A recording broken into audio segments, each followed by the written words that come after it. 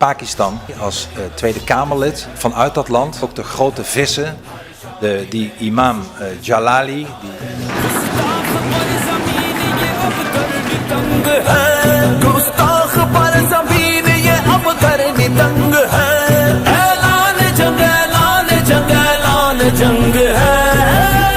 अजब तेरी खिताबत है अजब तेरे मकाले उधर चीखते हैं गोरे इधर पीटते हैं काले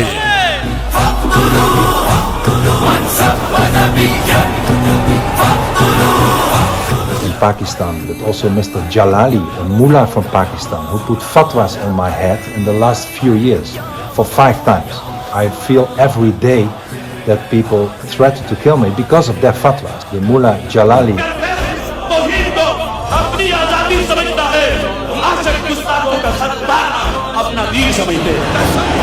दुनिया देखे मैं सिर्फ आसिफ जलाली हूँ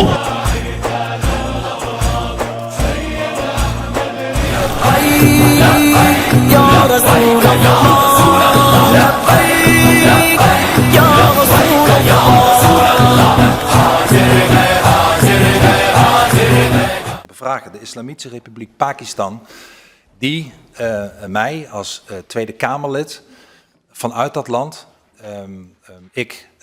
bedreigingen en ook fatwa's heb gekregen. Oproepen van imams, van mullahs uit moskeeën, maar ook uit publieke gebeurtenissen, bijeenkomsten, die moslims in Nederland en wereldwijd hebben opgeroepen om mij en mijn familie te vermoorden tot in mijn safehouse aan toe. Nou is er gelukkig vorige week helaas niet een van die mullahs of politieke leiders, maar iemand anders, godzijdank, tot 12 jaar zelf veroordeeld, maar niet in Nederland. En het probleem is dat de autoriteiten in Pakistan ook op geen enkele manier met het Openbaar Ministerie of anderen willen meewerken. Ik heb daar een aantal vragen over, voorzitter. Ten eerste hoop ik, en ik weet dat de minister-president en de minister van Justitie daar formeel niet over gaan, maar ik wil het toch gezegd hebben, dat niet alleen deze cricketspeler, maar dat ook de grote vissen, die imam Jalali, die geestelijk politiek leider Rizvi, dat die ook door het OM zullen worden vervolgd. Dat ze niet alleen maar de kleine vissen, maar ook de grote vis pakken. U hoeft er niet op te antwoorden, want ik weet dat formeel het OM erover gaat, maar ik wil het wel hier in deze Tweede Kamer gezegd hebben. En ten tweede is dat ik ook vind dat er eindelijk iets naar Pakistan moet gebeuren. Want behalve ondergetekende, voorzitter, is vorige week die rechter die meneer uit Pakistan tot 12 jaar heeft veroordeeld, die is inmiddels heeft ook een prijs op zijn hoofd gekregen. Die is een paar dagen geleden in Pakistan, heeft die Nederlandse rechter, die een Pakistaan die mij bedreigde heeft veroordeeld, is een prijs van $100.000 op zijn hoofd gezet.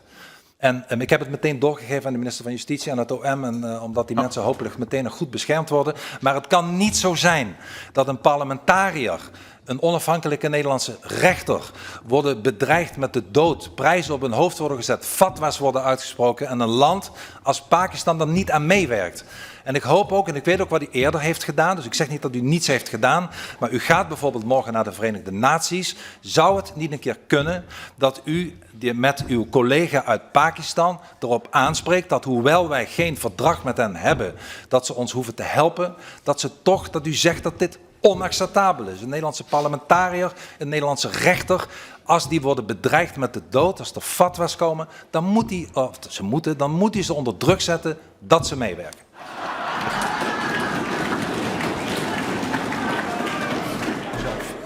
Veel in de rechtbank aanwezig is geweest en ik kan alleen maar proberen te beginnen te snappen ook wat dat voor hemzelf betekent. Ja. En groot respect voor wat hij moet doorstaan. En wel blij dat dat kleine succes, wat misschien ook een groot succes is geboekt. De ambassadeur daar is mee gesproken op het ministerie van Pakistan. En ik zal zelf uiteraard mij ook weer in verbinding stellen. Er wordt gekeken of het lukt morgen. Ik weet niet of de Pakistanen nog zijn, want die VN-week is eigenlijk vooral de hoofddagen zijn dinsdag en woensdag. Maar door de algemene beschouwingen ben ik er alleen vrijdag.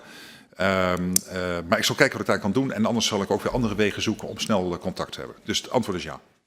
I also hope, if I may add, that two even bigger fishes than Mr. Khalid Latif is Mr. Rizvi, a political leader in Pakistan, but also Mr. Jalali, a mullah from Pakistan, who put fatwas on my head in the last few years for 5 times.